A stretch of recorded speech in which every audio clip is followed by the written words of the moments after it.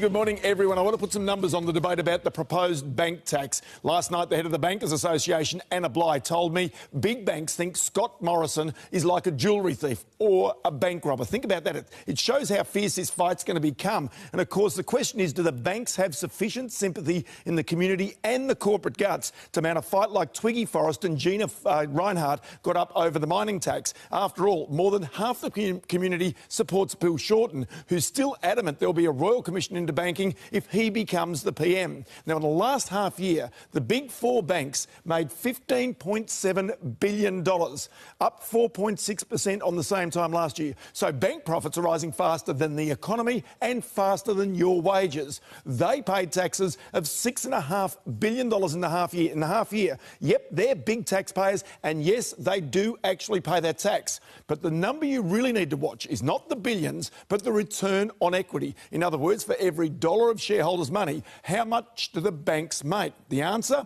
13.96%, according to PwC, and that's up from 13.8% a year ago. So the banks are incredibly profitable, amongst the most profitable in the world. Now, the US Federal Reserve Economic Research Team a year ago said the average big US bank has an average return on equity of 9.07%.